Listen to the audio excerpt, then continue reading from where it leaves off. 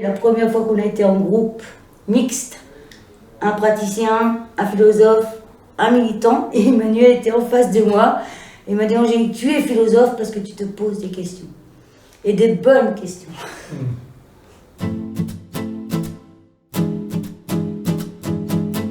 Le fait d'avoir réussi à penser à plusieurs a permis de comprendre que les philosophes n'étaient pas les propriétaires de la philosophie. Je ne m'attendais pas d'assister à une véritable éclosion de la philosophie au sein du groupe.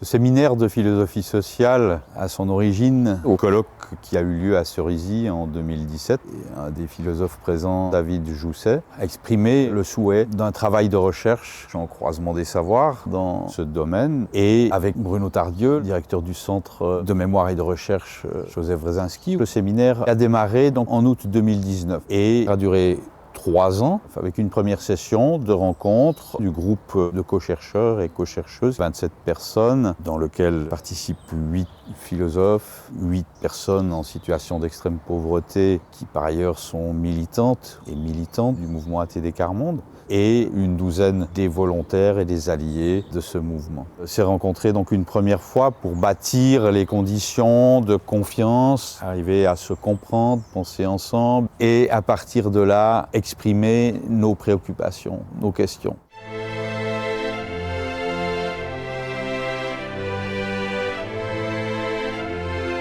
Cette tradition de la philosophie sociale avait rêvé depuis assez longtemps de faire des choses quelque peu similaires à ce qu'on a fait là. Et Marie Garot disait, nous-mêmes, on n'y croyait pas comme une chose tout à fait réalisable. Quand ils m'ont proposé ce séminaire, je me suis dit, ils m'offrent l'opportunité de réaliser finalement l'idéal de la philosophie que je porte. Et donc j'ai dit oui tout de suite. Les appréhensions, elles sont arrivées après, quand on a reçu le programme de la première session. Bon bah voilà, ça devient concret les amis, maintenant il faut y aller quoi. Et là, c'était drôle parce que j'ai eu des appréhensions de 2 types en fait. Ma première appréhension, ça a été de me dire je vais me retrouver avec des gens dont certains ont été mes professeurs. Et donc, il va falloir discuter avec eux, prendre la parole devant eux.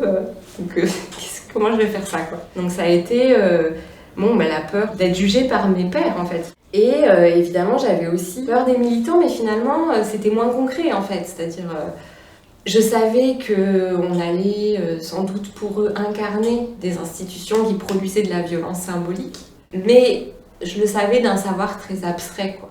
Les militants, j'avais moi aussi peur, mais j'avais peur qu'ils n'apparaissent que comme des gens qui avaient un témoignage à donner et que les philosophes et les autres s'approprient leur témoignage pour discuter de ça. En même temps, je faisais très confiance à ATD Quart Monde parce qu'il n'a jamais été question de laisser les militants de côté. Mais c'était la question que je me posais. Quelle position vont-ils enfin atteindre ? La première expérience du séminaire, pour moi, ça a été une expérience très intense de grosse remise en question parce que, en fait, ce que les militants m'ont renvoyé, c'est la violence de la société dans laquelle on est, de l'écart des positions qui sont les nôtres. Et ça, c'était pas possible de s'y soustraire. Et ce que j'ai découvert à contrario, c'est que mes pairs, dont j'avais peur aussi au début, étaient un soutien énorme pour traverser cette épreuve-là. C'est ma première fois de participer à une aventure comme ça et j'avais peur que je sois nul devant les philosophes. Mais entre-temps, j'avais aussi crainte que les familles, les militants ne s'exposent. Là, vraiment, je suis très enthousiaste. On ne m'a pas considéré comme nul et les expériences des familles ont été un éclairage tout au long de notre parcours. Une des choses qui m'a étonné au départ et auquel je résistais un peu intérieurement, c'était le fait qu'on soit séparés au départ. La première session, on était entre pairs, les philosophes d'un côté, les personnes en situation de pauvreté de l'autre et les volontaires de l'autre. Et je pensais que si on se retrouvait tous ensemble d'emblée, ça irait plus vite. Et j'ai appris finalement qu'on avait besoin de se retrouver entre pairs parce qu'on n'a pas le même langage et il faut déjà pouvoir l'exprimer dans son langage sans avoir trop de filtres en fait. Comme beaucoup d'autres, Le mot philosophie me faisait peur parce que chez nous, à l'école, la philosophie n'est pas enseignée. Je sentais que les militants qui participaient au projet, même si ça devait leur faire peur aussi, mais ils avaient une facilité de lier leur expérience au sujet à laquelle on abordait. Et ils avaient une bonne analyse par rapport à ça. Et en tant que praticien, c'est un peu plus difficile parce qu'on est toujours à permettre que les militants prennent la parole.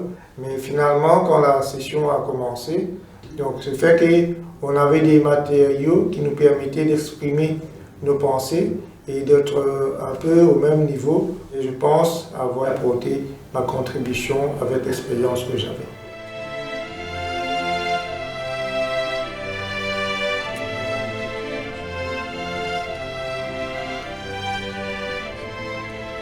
La première session en particulier nous a un peu secoué parce qu'on s'est rendu compte que malgré toutes les précautions qu'on prenait et la réflexion aussi qu'on avait essayé de mener entre nous pour neutraliser les effets de malaise que pouvait produire la philosophie, malgré tout, en fait, on avait été renvoyé à cette violence, notamment du langage philosophique qui peut apparaître comme très abstrait.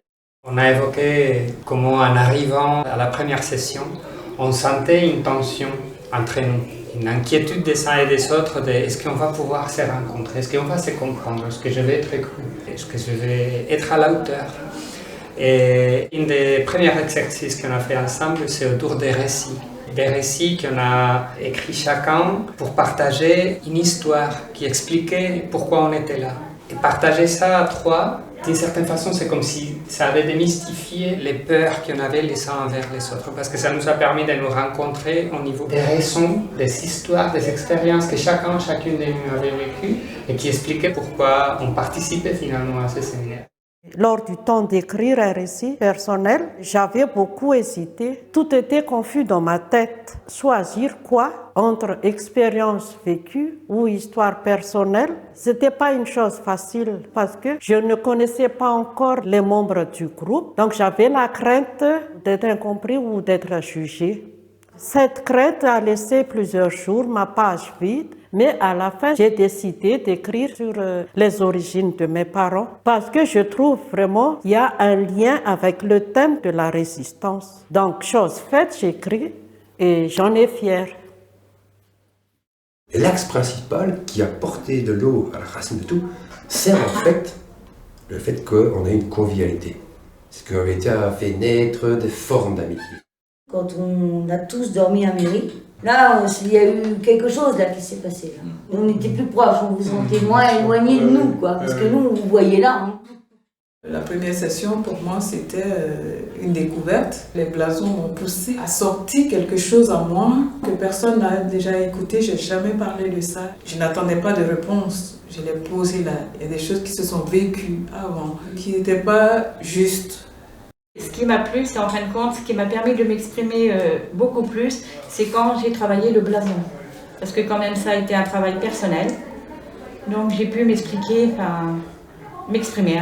Après, c'est le récit que j'ai écrit, qui a été aussi retenu, et que je dirais que m'a ouvert un peu plus en fin de compte. Moi, la philosophie, c'était quelque chose de très abstrait. Mais quand j'ai connu la philosophie sociale, ça m'a ancré dans la réalité, dans l'action, dans les choses que j'ai vues. Et c'est vrai que ça m'a passionné beaucoup pour parler de ça qu'on vit et qu'on expérimente, qu'on fait, parce que de me donner de sens, en fait, de réfléchir avec.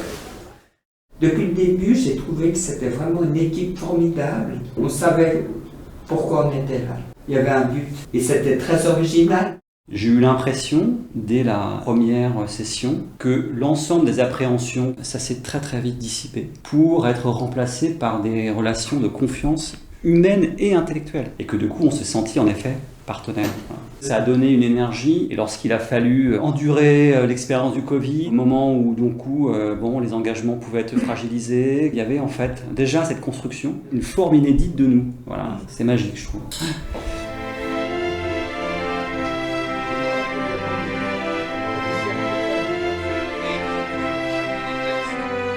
À partir de la deuxième session, nous avons travaillé à conceptualiser 3 axes de recherche, à les problématiser et à chercher le démarrage d'une coécriture. À partir de cette session est arrivée la pandémie de Covid-19 et nous avons trouvé les moyens de rester en lien les uns avec les autres, à distance ou par des rencontres en petits groupes. Nous en avons profité pour constituer un corpus commun de textes. Nous nous sommes nourris de ces lectures et ce temps d'analyse a permis d'enrichir nos premières problématisations. Je me rappelle que les philosophes, dans une session, nous avaient dit que l'injustice liée au savoir, il n'y avait pas non plus des années et des années qu'on avait mis un mot sur ça. Et pourtant, je trouve que là, dans le texte, il y a énormément de points qui sont liés à l'injustice liée au savoir, en fait. C'est bien qu'on a fait de l'avancée, que ce mot maintenant soit mis, mais il y avait déjà énormément de choses qui disaient qu'il aurait dû toujours exister, ce mot-là, quoi. Parce que l'école, le droit à l'écriture, la lecture, c'est totalement une injustice de ne pas y avoir tous le droit.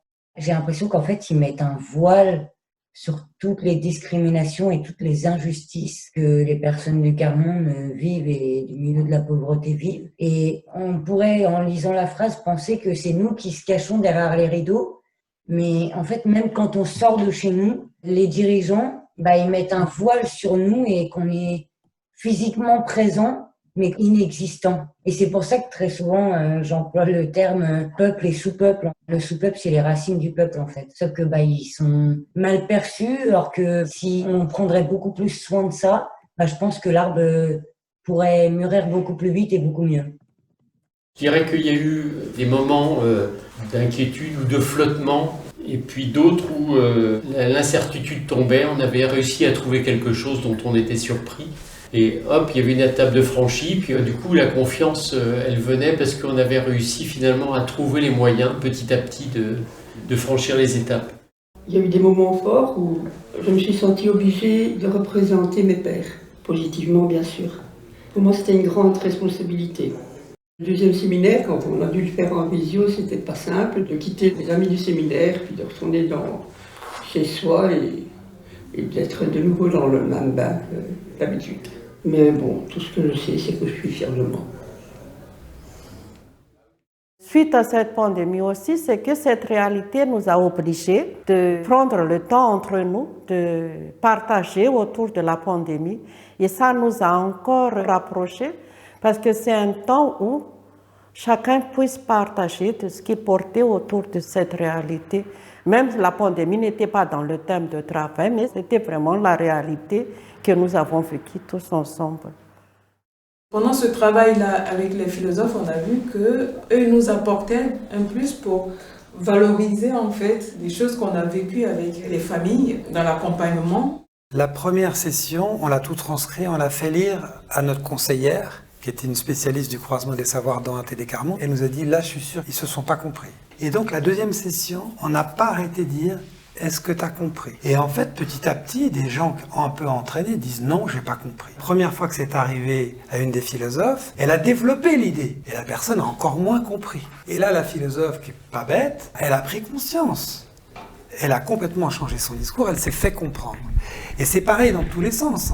Des moments d'incertitude, c'est quand on s'est exercé à produire un premier texte commun, se dire est-ce qu'on va être capable de produire un texte sur lequel on va être tous profondément d'accord. Ça me semblait quelque chose de très risqué et peut-être qu'on n'allait pas y arriver. Je crois que c'est la confiance les uns dans les autres, je crois aussi l'animation de bout en bout avec une certaine souplesse et puis des outils bien particuliers pour avancer. Je pense que ça a été vraiment un gage de réussite, quoi.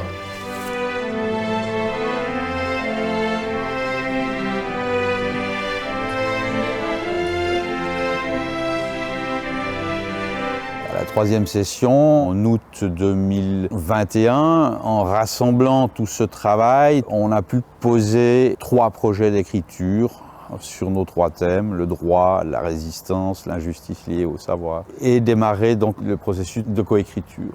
Cette coécriture s'est déroulée d'abord en faisant la part belle à l'écriture personnelle. Chacun retisse le fil de sa pensée à l'intérieur de ce séminaire, retrouve ses questions les plus importantes et croise ces questions avec ses autres pairs. Ensuite, ces premiers textes ont été mis ensemble, ont été confrontés à l'intérieur des 3 groupes de coécriture pour arriver à une première version d'un texte commun. Ce premier texte commun, lors de la 5e et dernière session d'août 2022, on a souhaité le soumettre à une trentaine d'autres personnes extérieures au séminaire pour entendre leurs critiques, leurs commentaires et enrichir de ces critiques et de ces commentaires ces textes dans une 3e phase d'écriture qui aboutit au texte qu'on étudie durant ce colloque. Ce qui m'a frappé dans cette aventure, c'est que vous étiez obligé d'inventer quand même une manière de faire le croisement du savoir, et notamment parce que on n'arrivait pas, nous philosophes, avec un savoir qu'on voulait croiser. Du coup, c'est assez compliqué de croiser du savoir avec des gens qui pensent que leur travail, c'est d'interroger le savoir des autres sans apporter un savoir. Une des difficultés, je crois, pour nous, c'est de réussir à faire en sorte que la philosophie qu'on vit comme un apprentissage de l'humilité apparaisse comme ça plutôt que comme une forme d'arrogance philosophique. Il y a eu la friction très importante. La friction, par exemple, sur les méthodes. À un moment donné, c'est insupportable de découvrir la méthode au fur et à mesure. On aimerait bien l'avoir d'avance pour la discuter. Et là, c'est non. C'est-à-dire qu'on crée des artefacts d'égalité. S'il y a des gens qu'on dit longueur d'avance avant que ça commence, il y a quelque chose qui cloche d'emblée. Donc, il y a des règles assez absolues qu'on a appliquées. Pour que les gens puissent travailler sur un texte, il faut probablement passer 10 heures avec les uns et 1 heure avec les autres. Donc, il y a un travail considérable de soutien supplémentaire à ceux qui ont beaucoup moins reçu à l'école, qui peut consister aussi à aller faire 400 km aller-retour dans la journée pour aller lire un texte avec quelqu'un. Ce que j'ai vécu en session et ce que j'ai vécu de mes périodes d'écriture aussi, c'était vraiment quelque chose qui était très motivant. J'ai pu rencontrer une famille qui était privée de son enfant et là j'ai pu le raconter. Et c'était la première fois que je faisais une démarche comme ça, quoi. Ça m'a libérée en quelque sorte, quoi. La pensée m'a libérée et comme ça, j'ai vraiment pu dire ce que je voulais. Pour moi, c'était un vrai espace de réflexion que je ne pouvais pas forcément avoir dans mon action quotidienne, qui m'a aidé vraiment à tenir, même dans des moments où j'avais un peu du mal à trouver le sens de ce que je faisais dans ma mission. Et ça me redonnait envie, du coup, après de retourner, retrouver les gens et continuer ensemble. Un moment de prise de conscience, on était en train d'essayer de savoir ce que c'était que la résistance au pouvoir. Et comment elle s'articulait ou non avec la question de la persévérance, donc du combat quotidien contre la pauvreté et la misère. Et on n'était pas d'accord dans le groupe. Et tout d'un coup, Karine, elle a dessiné un arbre. Et de cet arbre, les racines de cet arbre sont la dignité, le corps, le tronc de l'arbre, c'est la persévérance, et parmi les différentes branches de l'arbre, il y a la résistance au pouvoir. Ça a aussi aidé à mieux comprendre comment quelque chose d'identifié un peu isolément, la résistance au pouvoir était quand même liée à la persévérance, et qu'en même temps, finalement, le fond, c'était cette dignité. Pour résister dans la durée, on ne peut demeurer seul. Il faut créer des liens avec d'autres familles qui vivent les mêmes difficultés, et avec d'autres citoyens qui apprennent à les comprendre. J'ai eu la chance de travailler avec Eric, un des militants avec qui on n'a pas pu faire les chemins complets. Il m'a permis de comprendre comment les situations d'injustice qui sont commises sur les gens les obligent à devoir résister en permanence pour exister.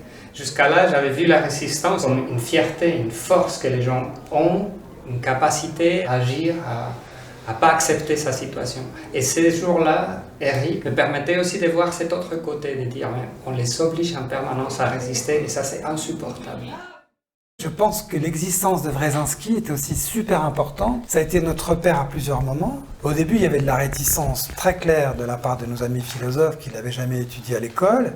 Ils ont été honnêtes parce qu'assez vite, ils ont trouvé très très puissant. Et c'est au cœur du travail, c'est-à-dire qu'on a là un jardin Wresinski dans lequel on peut se rencontrer.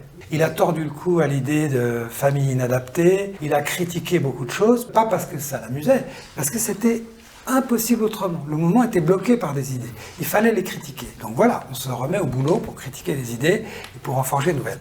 On est collectivement très fiers d'avoir réussi à coécrire ce texte. On a vraiment le sentiment d'avoir produit ensemble de la connaissance parce qu'on a réussi à mettre en commun et à faire ces fameuses frictions épistémiques entre nos différents savoirs, mais aussi parce que je pense que philosophiquement, ça a vraiment une vraie valeur, y compris dans le champ de la philosophie sociale. Et je pense que c'est la première fois de ma vie que j'ai vraiment fait de la philosophie sociale. Et j'en suis vraiment assez émue et très satisfaite. J'ai aussi vu les résultats, 3 textes par lesquels j'ai été extrêmement impressionné par la qualité intellectuelle de ces textes, par leur rigueur d'écriture, leur précision d'écriture, l'analyse conceptuelle qui est mise en œuvre, la variété des niveaux de discours aussi, témoignages, analyse, questionnement. Enfin, pour moi, ce sont des objets philosophiques à part entière. La rigueur de la démarche aussi, j'ai bien vu comment vous travaillez, de manière à la fois libre et en même temps elle est encadrée, mais pour mieux aboutir, pour mieux réussir à exprimer le sens d'une expérience. Donc vous avez trouvé un équilibre extrêmement rare et étonnant aussi par les résultats. C'est quelque chose aussi, cette collectivité de recherche ensemble. J'ai pas imaginé que ça c'est possible avec la philosophie. Parce que avant le projet, j'ai pensé de la recherche philosophique. Et même si tu es en dialogue avec le penseur de avant, mais c'est pas texte, pour la plupart, c'est un peu un travail solitaire, non? Mais j'ai découvert une autre façon de faire la philosophie que j'apprécie beaucoup. On a vécu une aventure ensemble que moi j'ai beaucoup aimée. Maintenant, je me dis, après avoir comme ça mis nos intelligences ensemble, j'aimerais prendre un peu de recul de ce bouillon-là et me dire, mais dans le chemin qu'on a fait, quel a été l'apport des militants? Pouvoir dire, on a réfléchi sur ça et qui c'est qui l'a posé sur la table, qui c'est qui l'a amené, comment ça nous est arrivé. La philosophie sociale, c'est une philosophie qui s'adresse à des personnes qui sont dans la vie sociale, extérieures à l'académie, en disant la philosophie sociale a quelque chose à vous dire, mais ça suppose aussi qu'elle soit capable de vous écouter et de vous entendre. L'objet de la philosophie sociale sont les pathologies de la société. Eh bien, le destinataire de la philosophie sociale, ce sont celles et ceux qui sont victimes de ces pathologies. Et c'est-à-dire aussi les personnes qui ont le plus intérêt à ce que ça change. Et ça, je me disais, voilà, c'était une perspective théorique. C'est parfois arrivé dans l'histoire de la pensée sociale, de la philosophie sociale. Et ça, cet objectif, j'estime que je l'ai vu réaliser.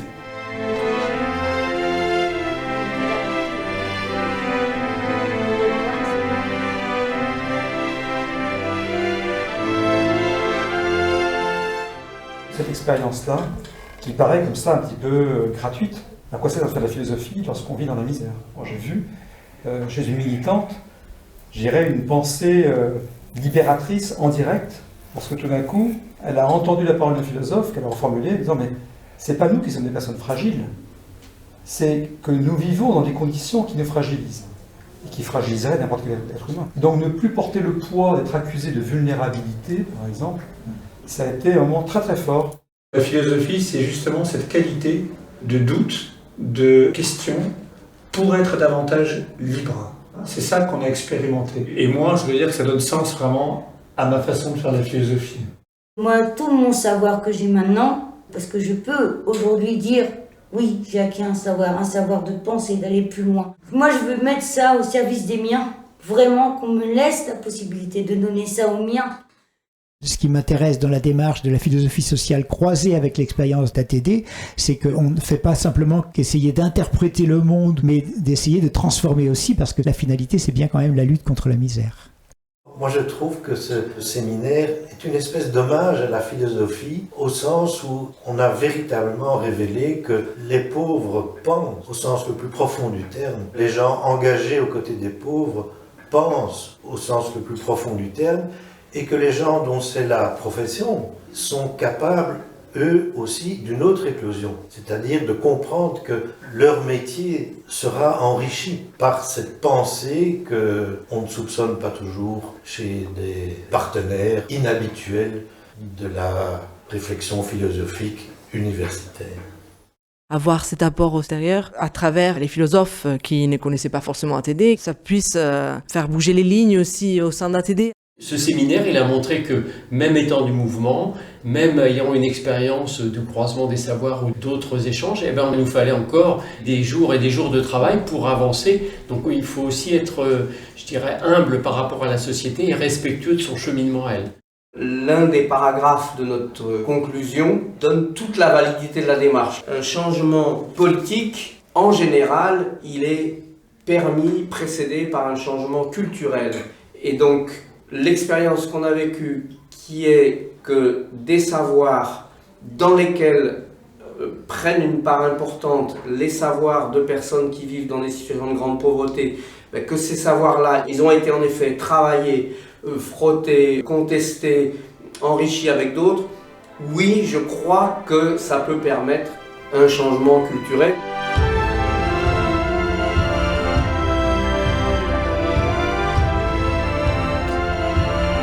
Comment je veux dire, moi je me sentis vivre là-dedans, en fait, tu vois.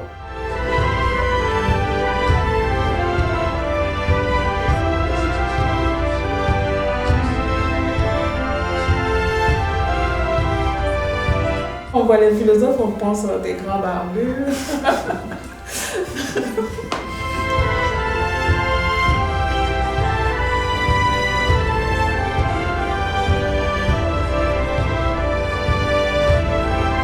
Nous sommes tous changés dans ce séminaire. Dans ce que nous faisons et dans ce que nous sommes tous changés.